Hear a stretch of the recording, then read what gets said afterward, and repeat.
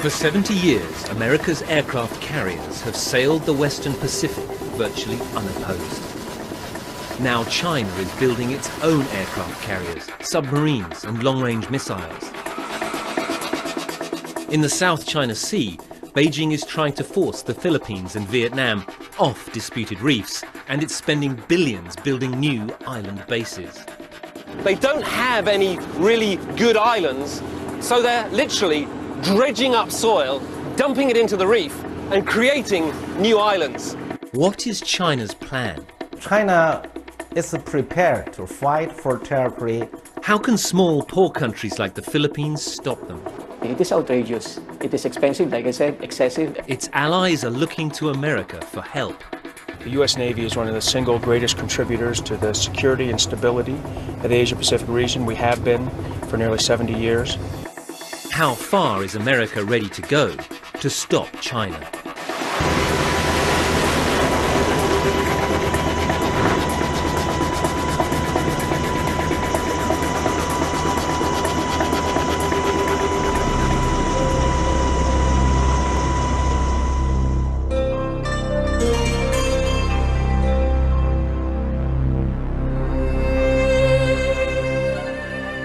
This is the South China Sea.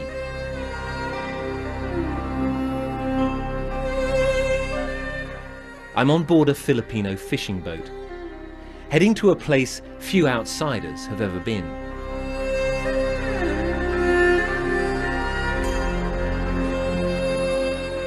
In English, they're called the Spratlys, in Chinese, the Nansha, and in the Philippines, the Kalayaan.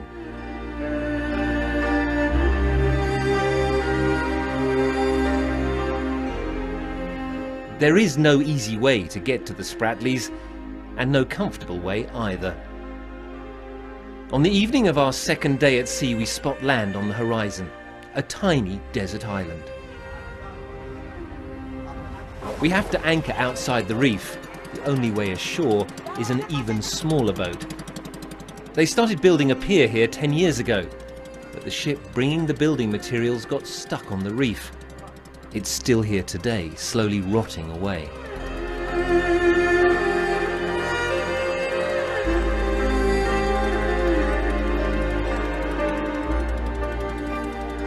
Hello. How are you?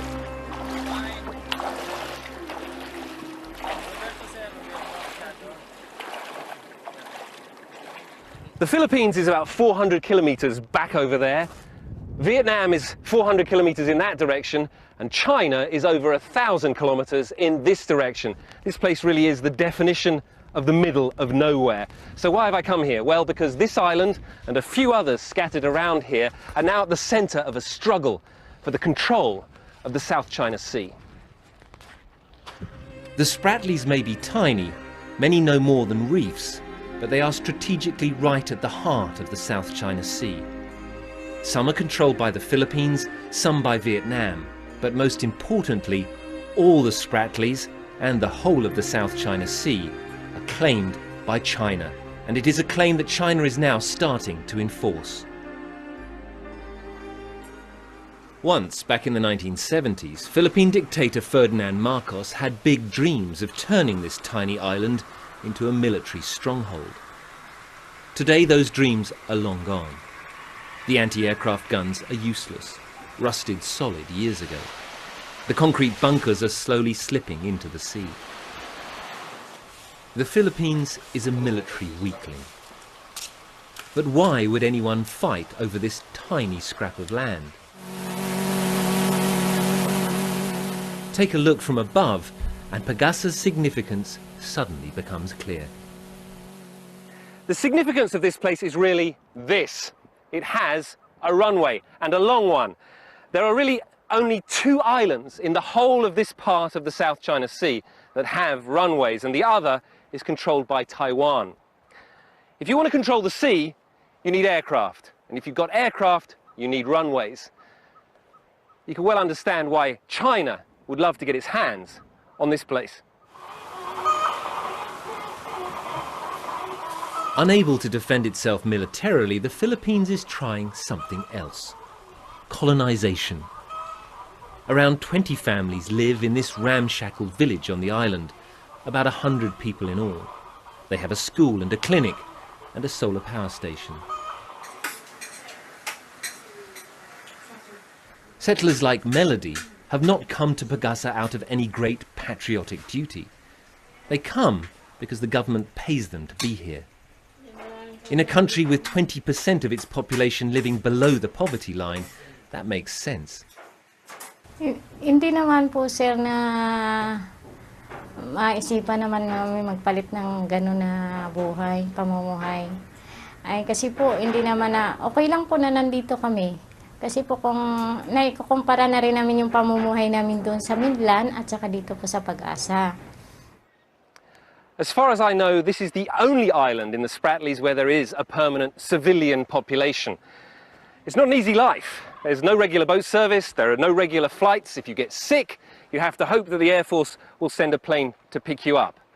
But having this village here is significant because it strengthens the Philippines' claim to this island and it makes it much more difficult for China to kick them out. There's not a huge amount to do on Pagasa. It's Sunday, and that means a fishing expedition.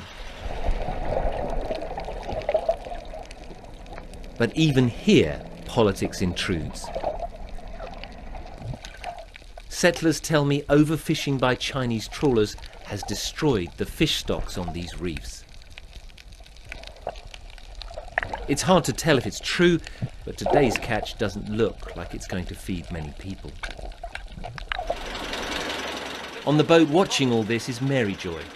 It's her job to make sure this tiny community on Pagasa survives. It's very, very important that we have a school and people there because China may be thinking we can go or not, like that. So, what will happen if you leave here, you think? If people leave here, what will happen? Maybe China can go, then approach Pag-asa Island to become China territory. Maybe, as my opinion, as my view. Maybe if the civilian go, we go back to mainland. Just my view that maybe can China maybe attack or what maybe. More than 2,000 kilometers to the west of Pagasa, I'm now aboard a US Navy aircraft. That tiny dot in the vast expanse of the Pacific Ocean is a US aircraft carrier, and we are about to land on it. Please, if you do have any items, remember they have to go around you. Otherwise, we're going to have to stow for the arrested landing as well the catapult. We're not on fire. That's condensation from the air conditioning system. So we're now on final approach. We're heading down to land on board the USS George Washington, a nuclear-powered aircraft carrier. When we do land, it will be an arrested landing. So when we hit the deck, we will go from about 150 miles an hour to 0 in about 2 seconds. It's a pretty brutal landing.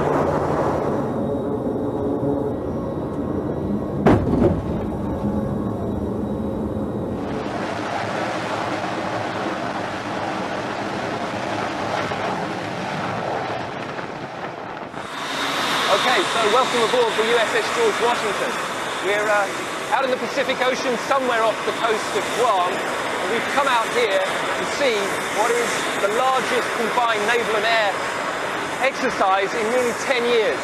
There is the USS George Washington Carrier Battle Group, there is the USS Carl Vinson Carrier Battle Group, and there are more than 200 Navy and Air Force planes taking part in this enormous exercise.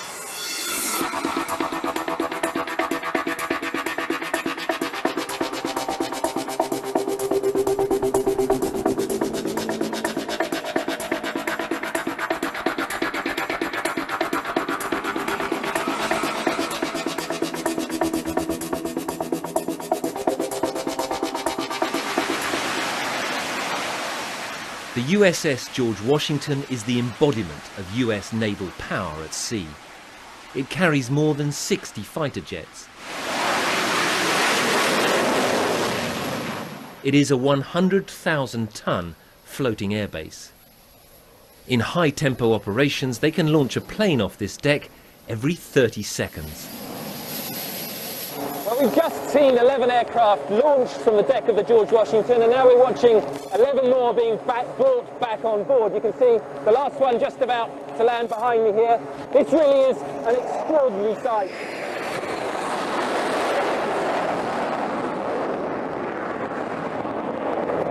Only the US Navy can do this, and we're really out here in the Pacific for one reason. No one will say it openly, but this is about practicing for conflict with China. The man in command of this huge operation is Rear Admiral Mark Montgomery. The U.S. Navy is one of the single greatest contributors to the security and stability of the Asia-Pacific region. We have been for nearly 70 years, and I think that the U.S. Navy plays a good role, whether it's in the South China Sea, East China Sea, Philippine Sea, within the Korean theater, both stabilizing things, assuring our partners, and dissuading any adversaries from taking actions that are non-transparent or illegal.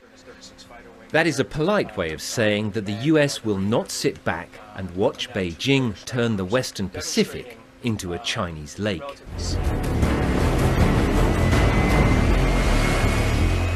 This Chinese government video shows the Chinese Navy's proudest new possession, its very own aircraft carrier, the Liaoning.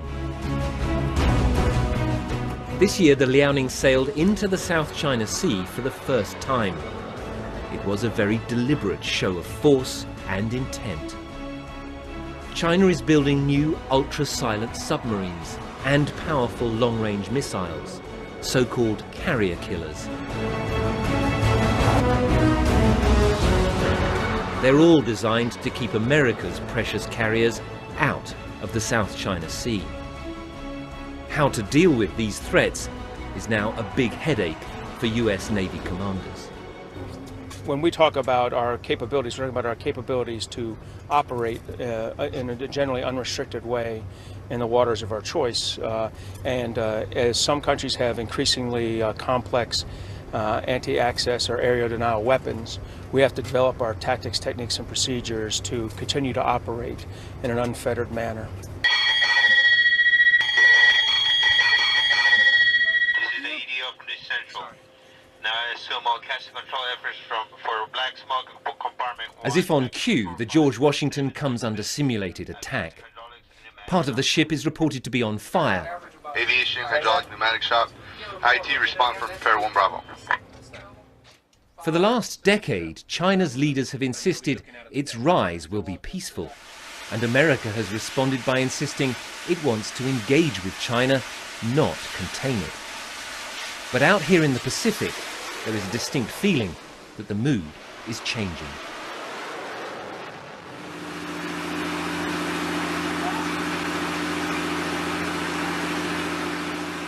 Back out in the South China Sea, we have left Pagasa behind and are now on the hunt for China's islands.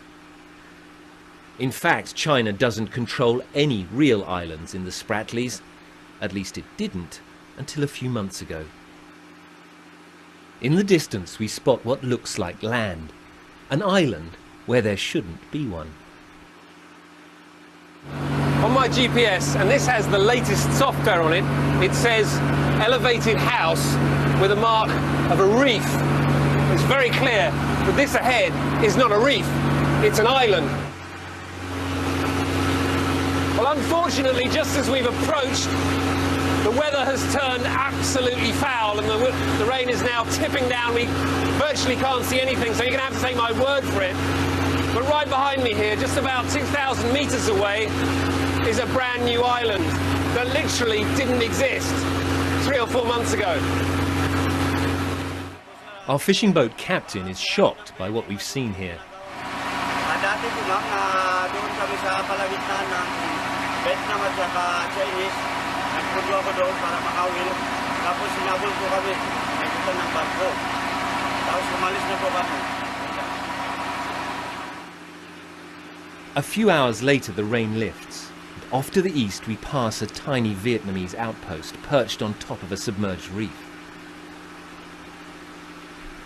Then ahead, another artificial island. This one much bigger and it is a hive of activity. This behind me here is called Johnson South Reef, and until the end of last year this was another submerged reef controlled by the Chinese. There was a construction on it. There was that white blockhouse in the middle that you can still see there. That was the only structure there, but in the last few months this place has been completely transformed. The Chinese started off by bringing in dredgers and dredging up huge amounts of material to fill in the reef and create this artificial island. Now there is a big construction site you can see on top of this new island. What exactly they're building here, no one is really sure. They may just be making a bigger island, they may be building a new port here, but there are some reports, especially from the Philippine government, that this is where the Chinese are going to build their new South China Sea air base.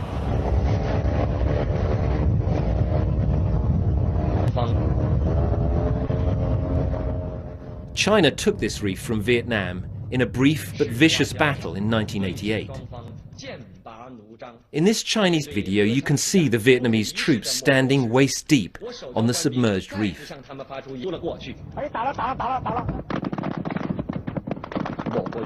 Who fired the first shot is still disputed, but the result is not.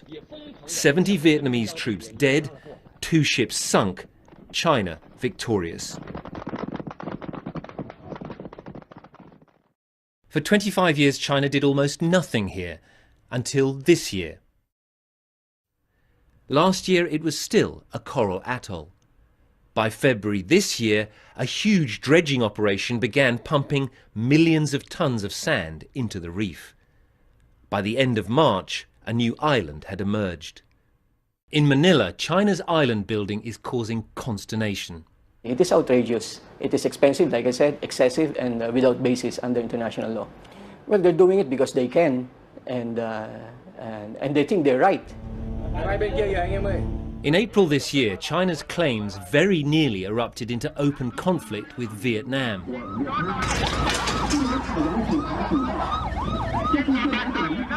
Chinese Coast Guard boats repeatedly rammed Vietnamese fishing boats inside Vietnam's own 200-mile exclusive economic zone.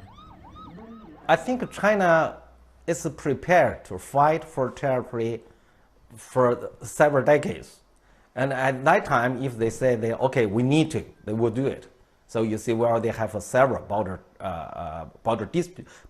wars or military clashes with the Soviet Union, with India, with Vietnam, with the war in the Korea. So whenever Chinese government feel, hey, we feel this kind of threat, they may take the military action to in responding to this challenge. The one thing the Philippines has that Vietnam does not is a mutual defense treaty with the United States. In terms of Philippine and U.S. relations, we have a 1951 Mutual Defense Treaty, and especially during the last visit here of President Obama, he reiterated the U.S.'s ironclad commitment to their treaty obligation towards the Philippines.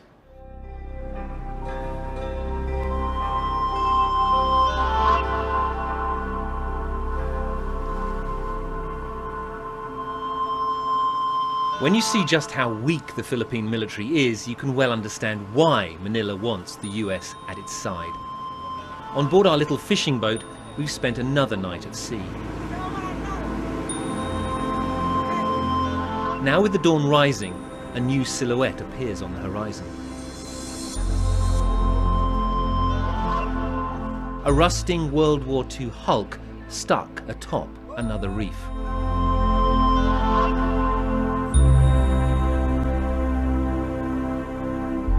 This ancient rust bucket is the Sierra Madre. The Philippine Navy scuttled this ship here back in 1999 in a desperate attempt to stop the Chinese from moving in and claiming it. On board, a tiny garrison of 10 Marines, all that stands in the way of another takeover.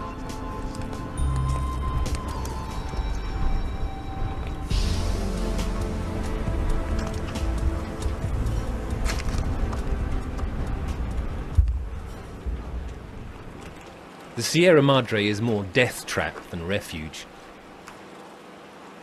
The deck is peppered with holes that are patched with anything they can find. The ship's guns are useless, the radio antennas broken. You can only imagine what it must be like on here when there's a storm.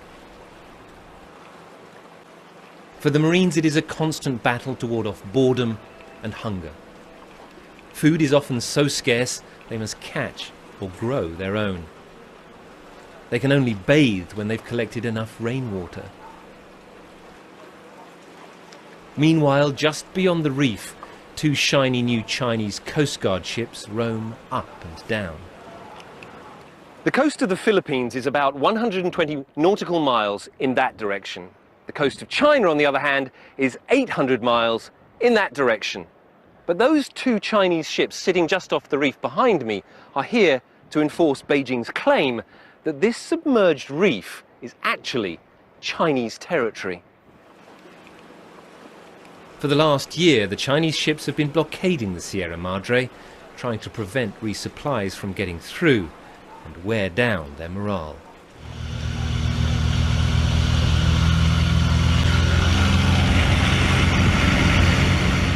The Philippine Air Force has had to resort to dropping food consignments by plane. Not all are this successful. Isa sa mga sakripisyo is yung in terms of family, no? Which is napakalayo. So isa yun sa mga sacrifices.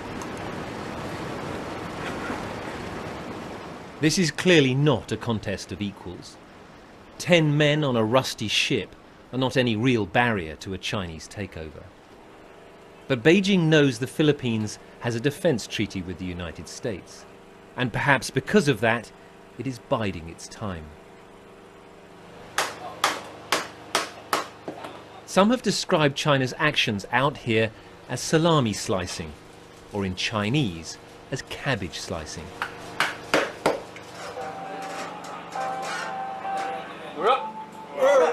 But by its own statements, China's ambitions are clear: to control this sea and to keep America and its allies out.